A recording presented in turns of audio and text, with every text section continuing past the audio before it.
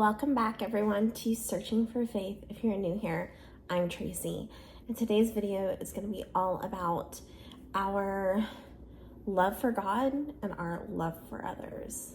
So let's get started. Shout from the rooftops, let it out. He's the one our life's about. So I really didn't know what to put on the thumbnail for this video, and I'm not sure what I'm gonna end up going with, so I'm not sure what I titled or thumbnailed it, but I wanted to give you guys like a little bit of a precursor, some background on why I decided to do this video.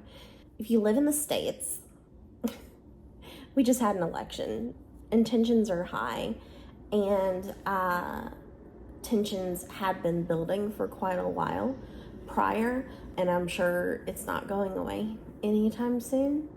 And I have noticed an increase in recent years of hate, for lack of a better word.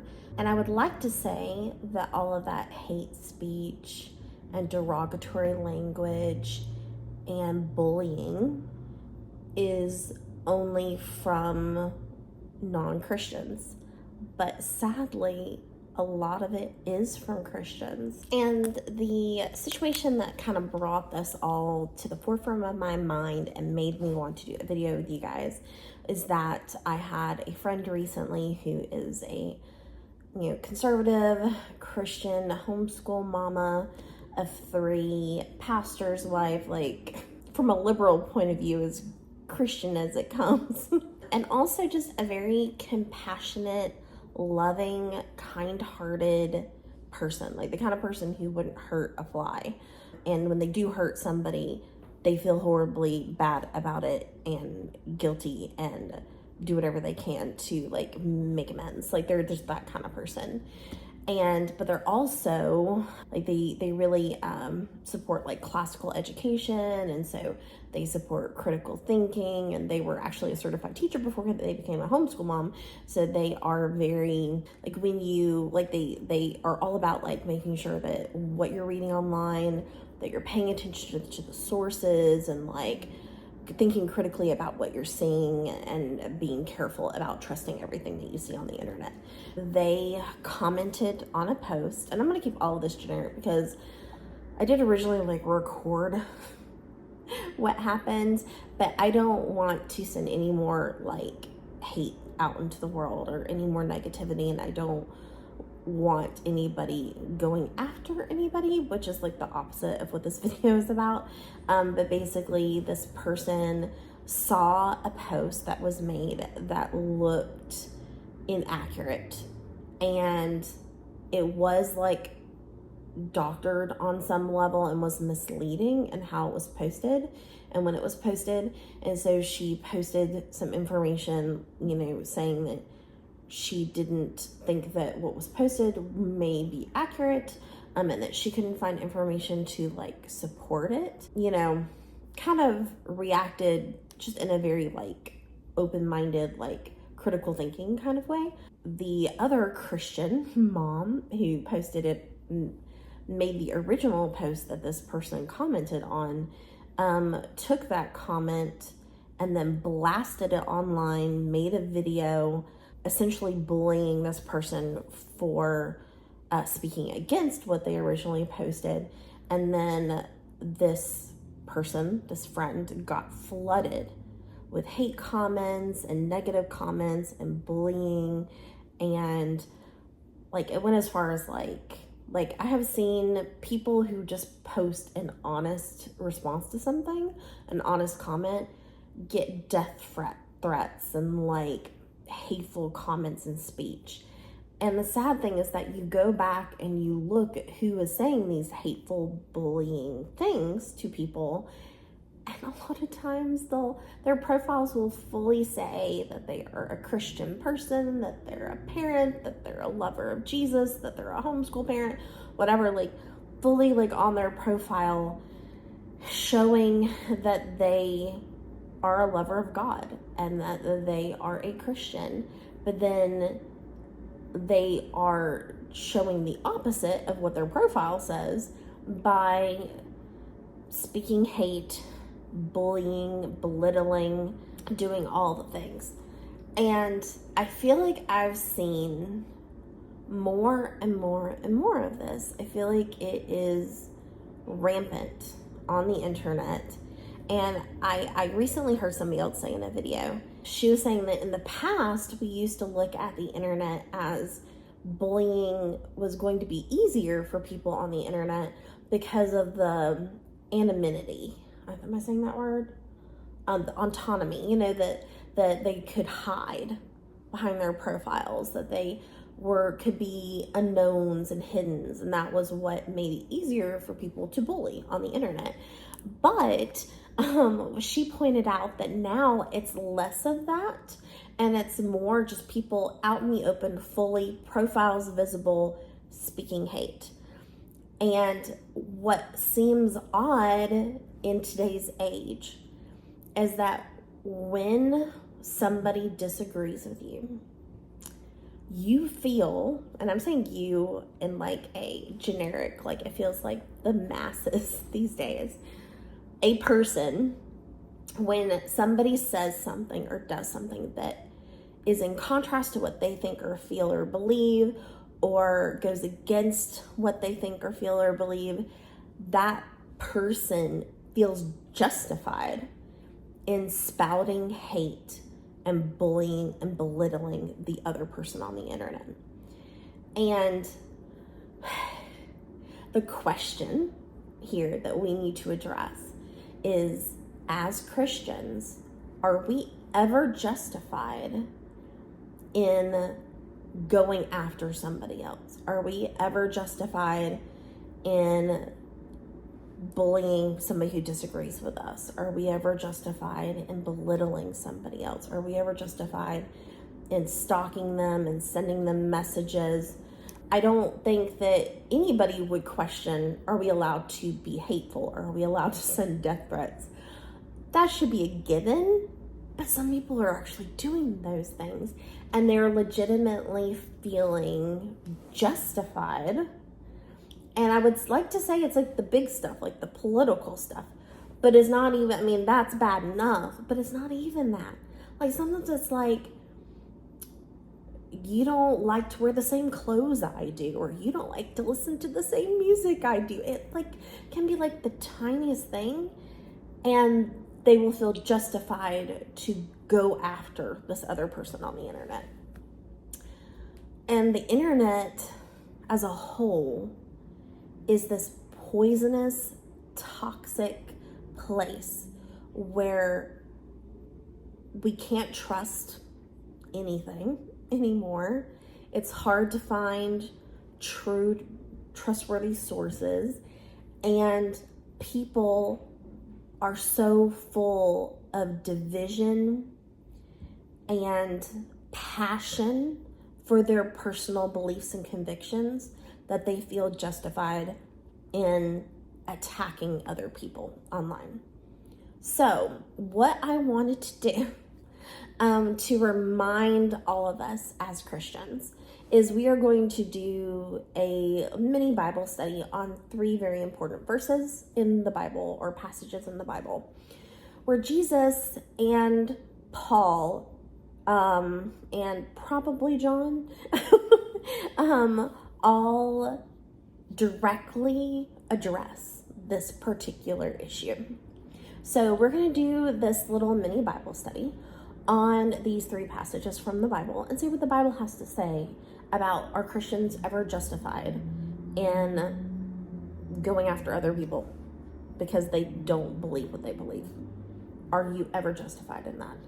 What does Jesus have to say about it first? So I will say I am going to give credit to my pastor, and who is also my brother-in-law, because he recently did a sermon on this, and I felt inspired by hearing his sermon. I mean, like, that is something that I want to address with my subscribers and my followers and with the world of YouTube. Put this out into the universe. The people that are probably going to do this anyway probably aren't going to watch this. And even if they do watch it, it's probably not going to change their minds. But I hope that for anybody who has felt riled up and passionate and like angered over issues recently and have felt the urge to respond or comment or message somebody in a certain way, that I hope that this like helps you and shows you the right way. We'll just say it that way. The first passage we're going to start with is Matthew 22, 34 through 40. So if y'all have your Bibles, but if not, I will put it on the screen. Maybe we'll do like a little split screen. We will read it together. So we're going to start with Matthew 22, 34 through 40. This is where Jesus is talking to the Sadducees, to give you guys some context. And they're trying to kind of like catch him, trick him into saying something that isn't right. And he is asked by one of them, a lawyer. But when the Pharisees heard that he had silenced the Sadducees, okay, so he was recently talking to the Sadducees and now he's talking to the Pharisees. When the Pharisees heard that he had silenced the Sadducees, they gathered together, and one of them, a lawyer, asked him a question to test him. So the Pharisees now are trying to test Jesus. Teacher, which is the greatest commandment in the law? And he said to them, you shall. Now remember, we have the 10 commandments from the Old Testament. So I think they're trying to say, like, which of the 10 commandments, what part of the Old Testament law is the most important? And they're trying to like trick him and catch him and get him to like say something that he shouldn't. But he kind of turns the tables on them and he says, you shall love the Lord your God with all your heart and with all your soul and with all your mind. This is the great and first commandment. So the first commandment is to love God. Nobody, I think any Christian is ever going to question that the first most important thing that we should do is love God. But we have to remember the second part too. This is the great and first commandment, and a second is like it. You shall love your neighbor as yourself. On these two commandments depend all the law and all the prophets. So the question is, who is your neighbor? It's a pretty easy answer. Literally everybody, okay? Are there any exceptions to this? Like, are you allowed to be like, well, this neighbor looks different than me. This neighbor doesn't believe the same things as me. Does it not apply if your neighbor isn't a Christian? Does it not apply if your neighbor is a Muslim or a Hindu? It doesn't. Does it matter if your neighbor comes from a communist country? Does it matter if your neighbor is anything different from yourself? A different political party, because that's the big thing in America right now. Does that matter? No. Everybody is your neighbor. So Jesus says, love your neighbor as yourself. He means literally everybody. On these two commandments depend all the law and all the prophets. So my notes here are to take care and have concern for the interests of others. So loving means that you care about the interests of others, that you care for others, okay? If the life of God is real in our life, it will show by the presence of this love, of our love for God and for others. So it will show, all right? So that's what Jesus had to say. Jesus said, love God first and love others. Those are the two greatest commands. Love God and love others. Are there any exceptions to that? No. Everybody is your neighbor, okay? Got it? Good. All right. Now we're going to move on to the next one, which is 1 Corinthians. And we're going to focus on 1 Corinthians 13, 1 through 13. But if you'd like to, you could also start in 12, 27. But we're going to read through 1 Corinthians 13, 1 through 13. And you guys know where this one's heading. But there is some very, very important information at the beginning of chapter 13 as well. We are, of course, going to get into the love verses, okay? but it's very important to read the part that comes before love is patient, love is kind, okay? But we are going to get into that as well. All right, so let's read 1 Corinthians 13, 1 through 13. If I speak in the tongues of men and of angels, but have not love, I am a noisy gong or a clanging cymbal. And if I have prophetic powers and understand all mysteries and all knowledge, and if I have all faith so as to remove mountains, but have not love, I am nothing. If I give away all I have, and if I deliver up my body to be burned, but have not love, I gain nothing. Love is patient and kind. Love does not envy or boast. It is not arrogant or rude. It does not insist on its own way. It is not irritable or resentful. It does not rejoice at wrongdoing, but rejoices with the truth.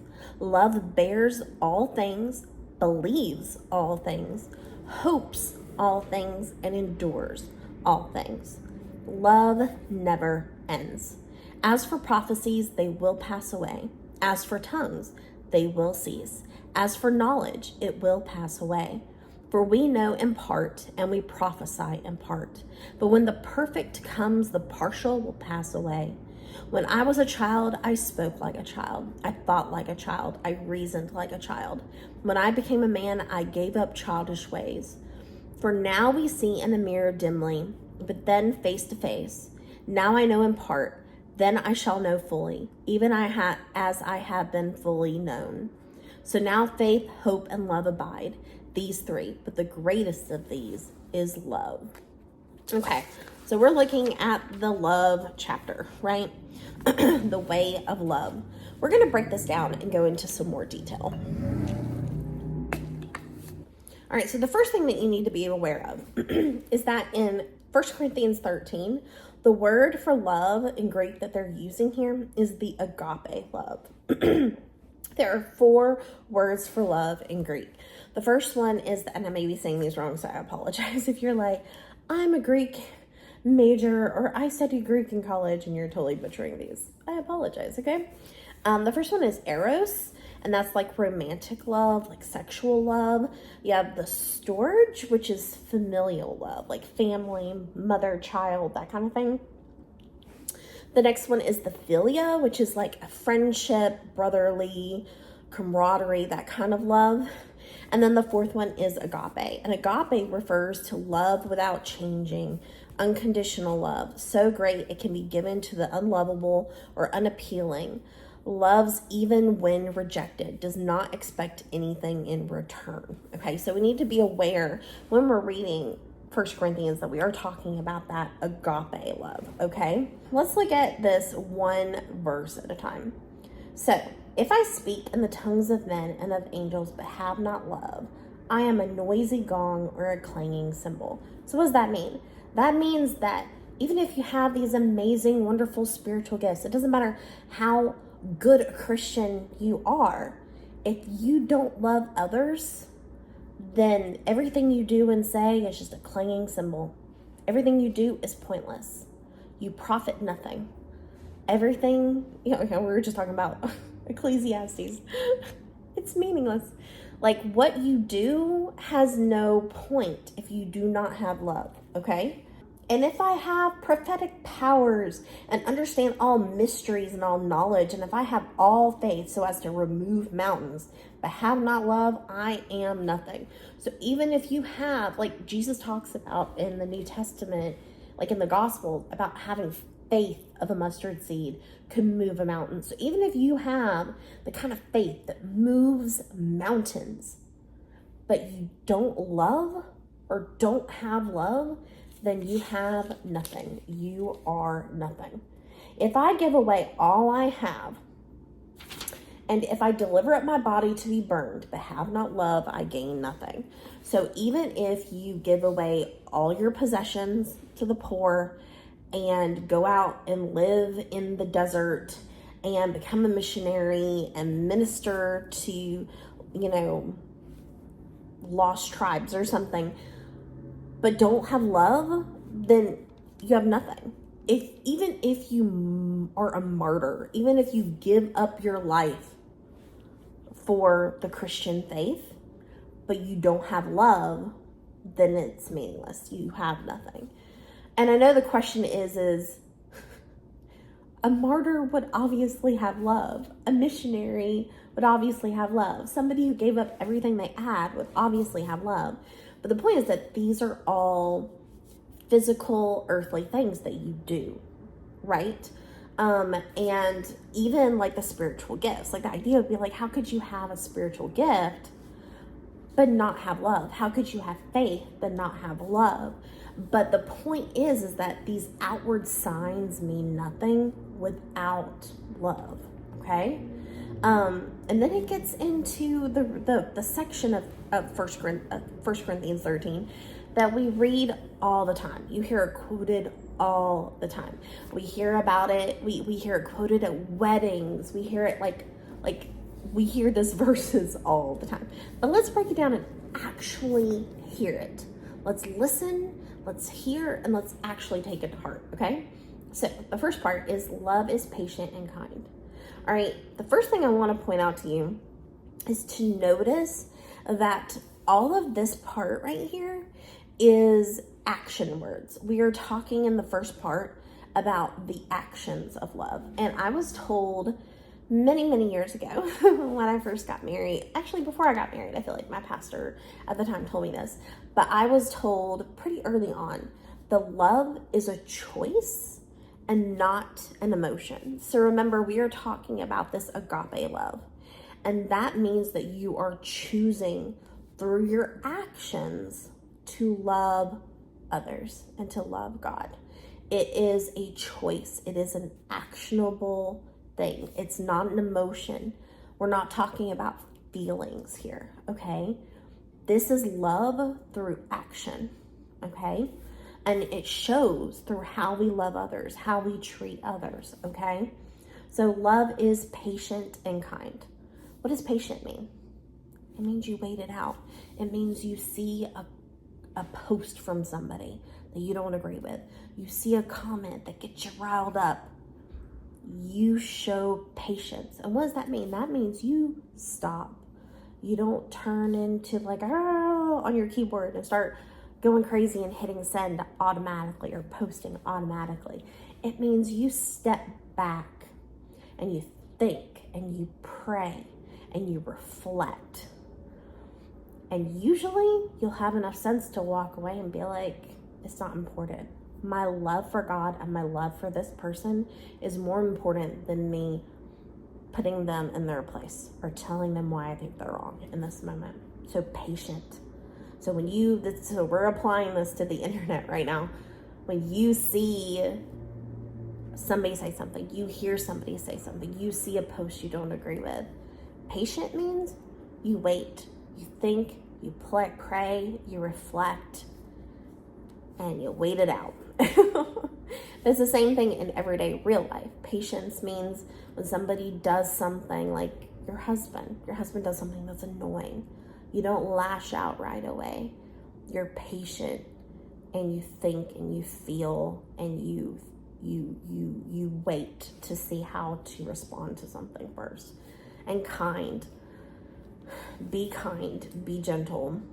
Love does not envy or boast. So you're not jealous of somebody else, right?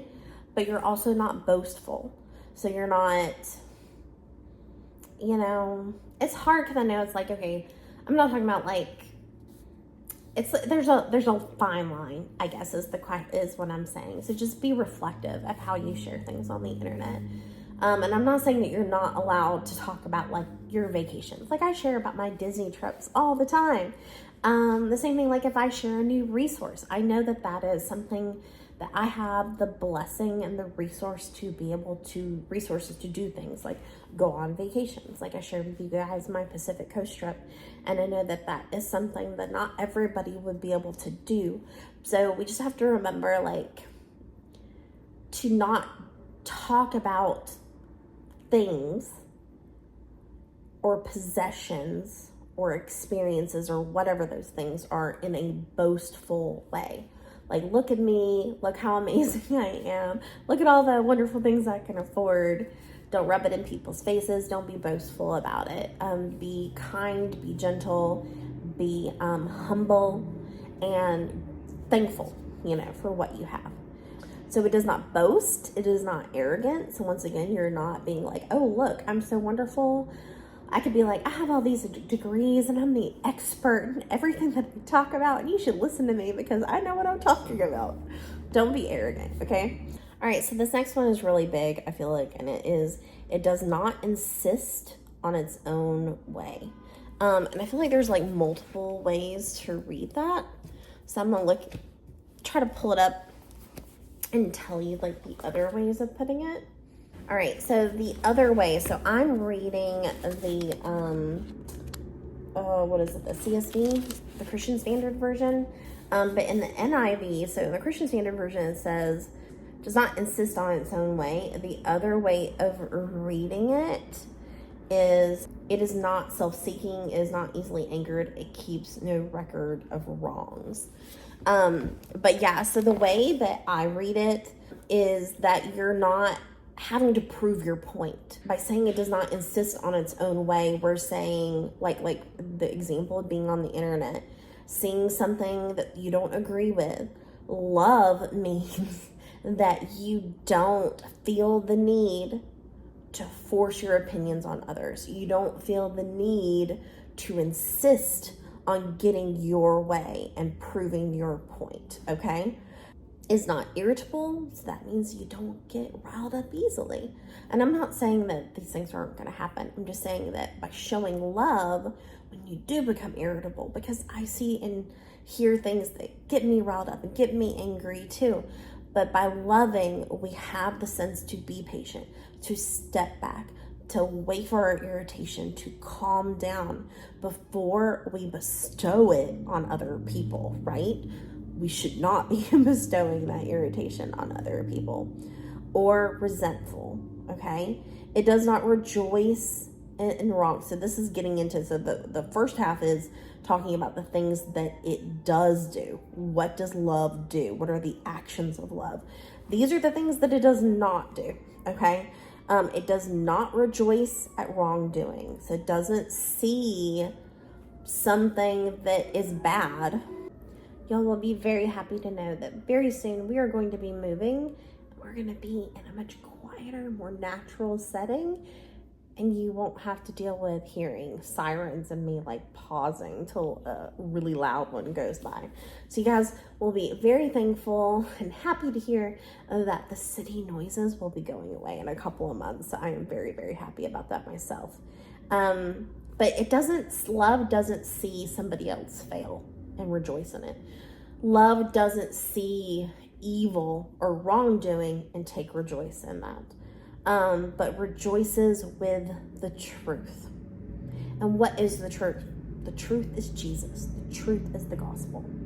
Love bears all things. So that means that you can handle it all. Love means that when somebody does or says something that irritates you, that frustrates you, that angers you, that you bear it, you step back, you show patience, you show kindness, and you don't respond in turn, okay? Love believes all things. So this is a hard one, but it gives the benefit of the doubt. It shows compassion.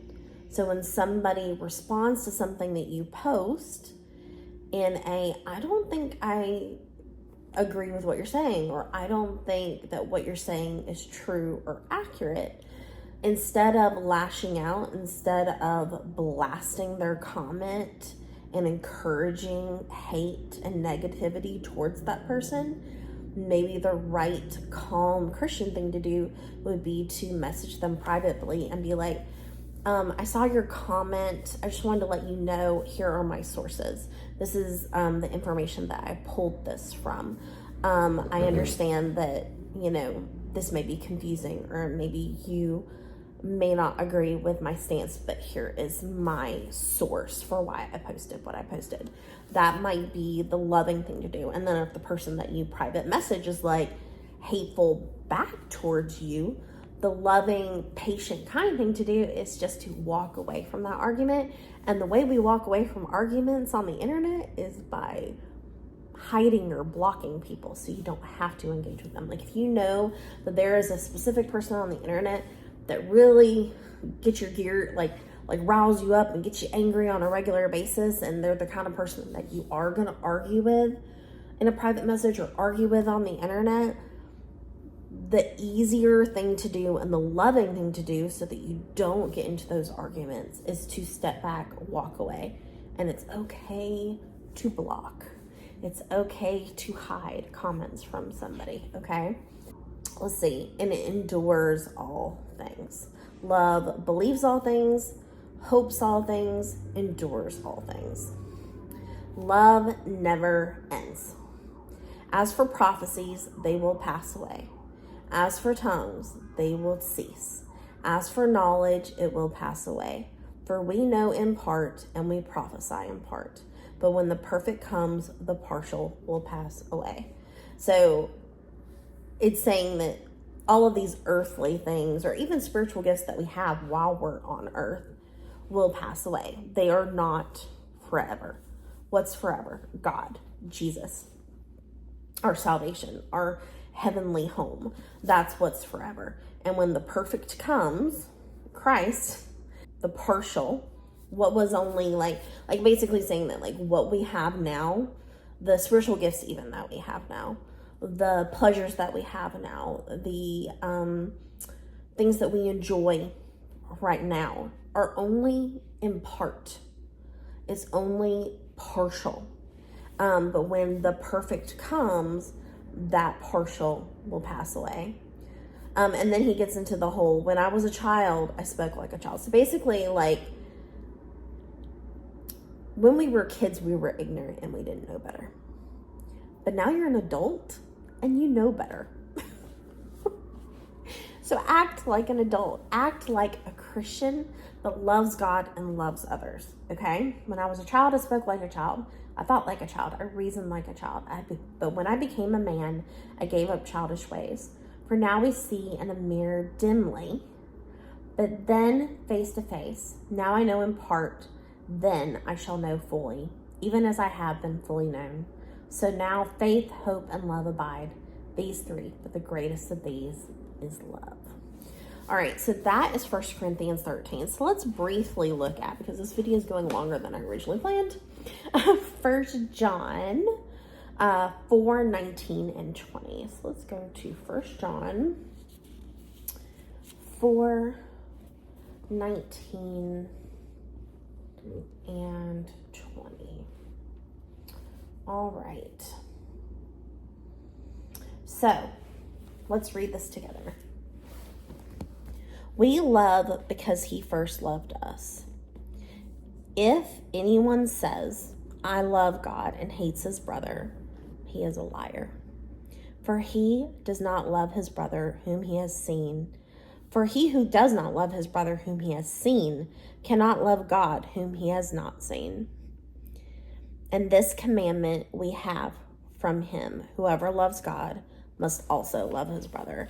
So basically he's saying that you can't say you love God but then hate human beings. You can't say you love God and then not show love towards your neighbor, towards your brother, towards any other human being on this planet. Because if you do, then you're lying. Because it's saying that if you truly love God, you will truly love others. So the whole point, of course, to this video is to point out, to remind you of things. Love for others is the true evidence of our love for God. So the way we show that we love God, that we love Jesus. So if you have on your profile on Instagram or your profile on TikTok that I'm a Christian and I love Jesus, and you're not afraid to say, I love Jesus, but then don't show that love for your fellow man through patience and kindness and selflessness, then you don't really truly love God. So you have to show it through your love for others. Do not be afraid to say that you love Jesus and to show it by loving others, okay? And remember that love is an action. Love isn't a feeling, it is a choice. It is shown through your actions. So like I said, the whole point of this is to like show like how do we love others both in our everyday life, but I'm really focusing more on the internet with this because I feel like it's so much easier to forget when you're not seeing somebody face to face. It's easier to get caught up in the moment and just like and make, type up a comment and hit send or hit post and not fully think through it before you say things. Whether or not you share something that somebody responds to in a bad way, or whether you see something that you don't agree with and you have the urge to comment, I want you to think first. I want you to look at it, step back, think, pray, reflect, and wait.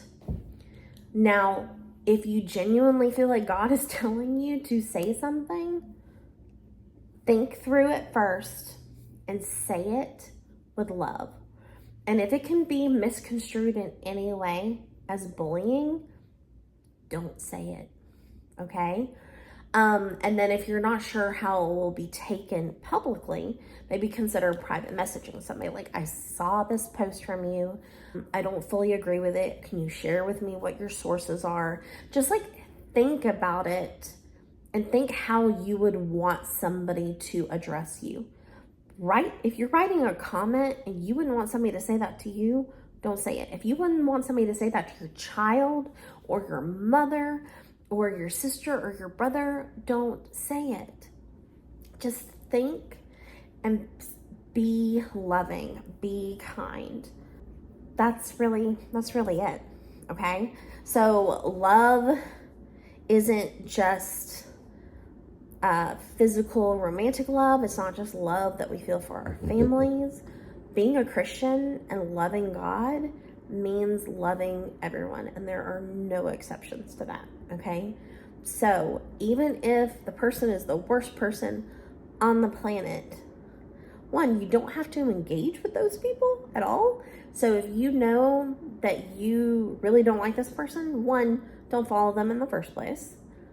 If they're coming after you or constantly commenting on your posts, then block them. There's nothing wrong with that. It's not going to hurt them. A lot of times people don't know that they're blocked. It's just you won't see their comments anymore. Just don't engage, And before you comment or message or anything like that somebody else, just think, reflect, pray, and ask God what he would want you to do in that situation. And I can guarantee you that 9 times out of 10, what you should do is nothing. Okay? Really. I am always reminding myself to just not comment. It's really hard sometimes not to, but if you're riled up or frustrated or upset by something, the smartest, safest, and most loving thing to do is to not engage and not comment at all. So that's my 2 cents. Let me know what y'all think in the comment section below. This is a safe place to put a comment. No judgment. But yeah, I appreciate all of you guys for watching, and I'm hoping that whoever needed to hear this heard it. And like I said, no judgment, because we have all been there. We have all felt these things, felt the need to address it, because I've seen so many Christians posting and commenting hateful, bullying language, and it's breaking my heart for both the people that are being attacked through the language and the people who say they are Christians that are saying those things, that are feeling justified in saying those things. So I just wanted you to know that the answer to, are Christians ever justified? No. The Bible tells you to love your neighbor. And saying something bullying, hateful, resentful, trying to make your point, anything like that in a comment is not showing love. So just reflect and pray, okay? All right, so if you like this particular video, if you love social commentary, and if you love the Bible, then definitely hit that like button. And if you would like to follow along with me and this community of believers on our spiritual journey where we are discovering who God is, and one of the things that we discovered about God is that God is love, and that by loving God, we love others. That is something that we have learned today about the character of God and what that means for us as believers. So we're on the spiritual journey to discover our faith in God and discover who God is and what we believe. Then I greatly encourage you to hit subscribe as well. It really makes a big difference for channels on YouTube to have engagement. So the best things that you can do to support my channel are to like, subscribe, comment, share if you feel inclined with somebody that you think might want to hear this content.